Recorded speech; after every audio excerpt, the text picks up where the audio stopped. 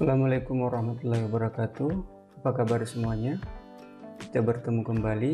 Pada kesempatan ini saya akan menjelaskan cara membuat kutipan. Kutipan ini sangat berkaitan dengan penulisan daftar pustaka. Jadi kutipan yang kita buat dalam karya tulis ilmiah kita itu harus dimuat pada daftar pustaka. Ya, jadi seiring dengan perkembangan teknologi dan internet saat ini, itu memberi dampak positif dan negatif terhadap dunia tulis-menulis. Positifnya adalah segala jenis informasi itu dapat dengan mudah kita akses dimanapun. Sementara dampak negatifnya adalah itu membuka ruang bagi siapa saja untuk melakukan praktik plagiat. Jadi dalam penyusunan karya ilmiah itu sangat memperhatikan unsur orisinalitas. Dalam hal ini, bagaimana kita tidak mengutip dengan cara mengambil dari keseluruhan tulisan orang atau pendapat orang ke dalam tulisan kita menjadi gagasan atau pendapat kita sendiri. Agar tulisan-tulisan kita isinya tidak dianggap sebagai plagiasi atau praktik plagiat, nah, disinilah pentingnya melakukan yang namanya pengutipan.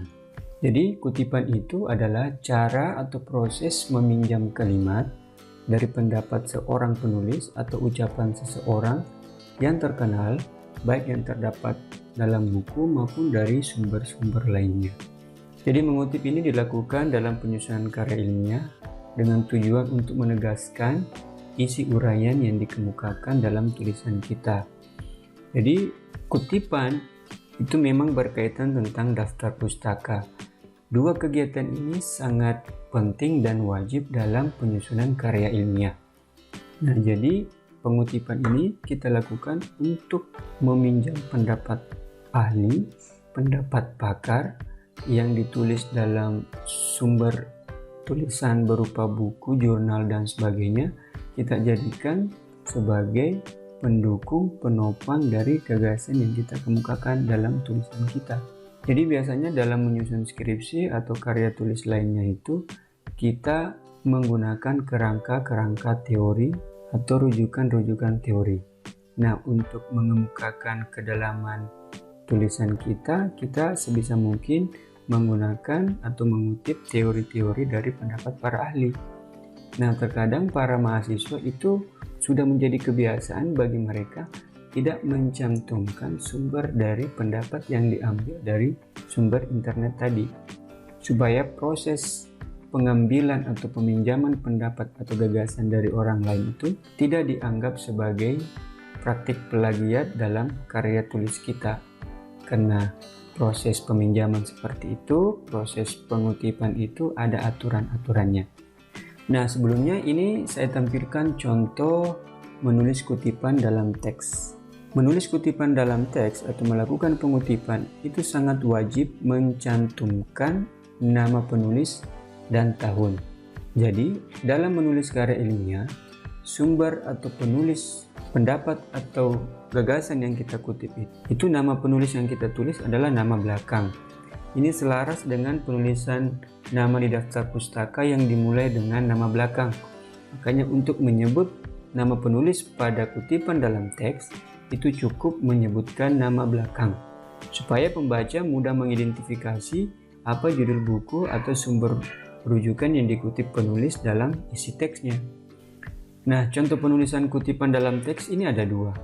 Bisa dengan menyebutkan nama penulis, kemudian diikuti tahun tulisannya, kemudian nomor halaman.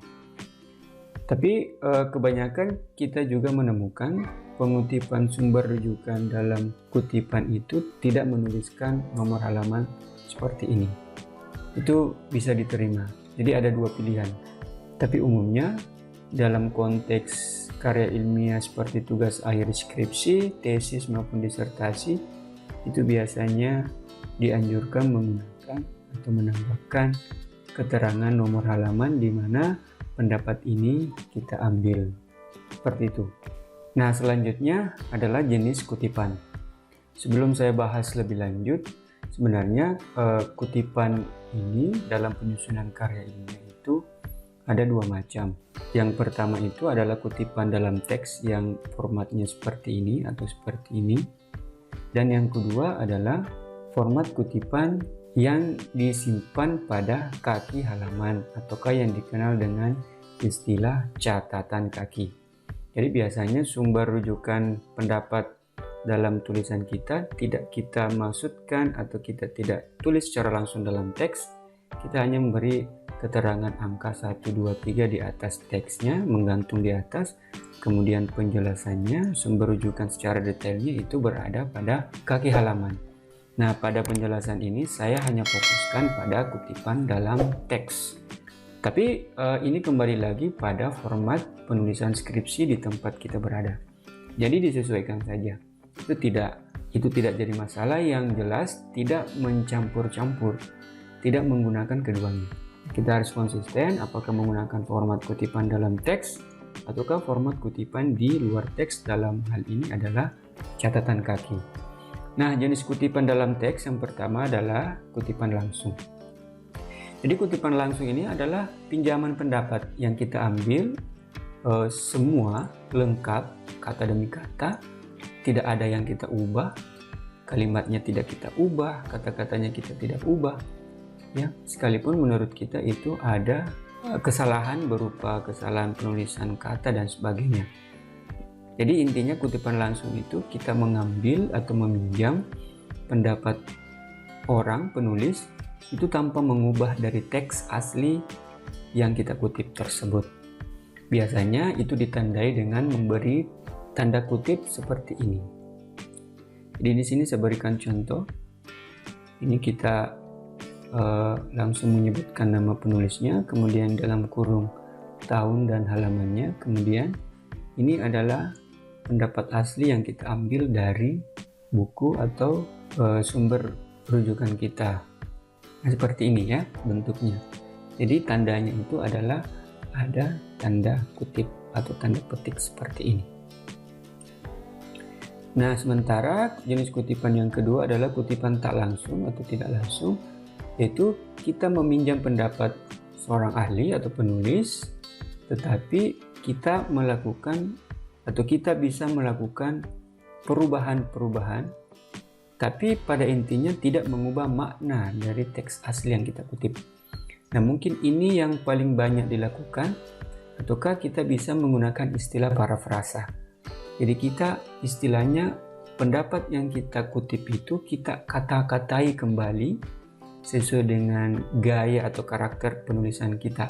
Nah, itulah sebenarnya jenis kutipan yang sangat dianjurkan dalam penyusunan karya ilmiah.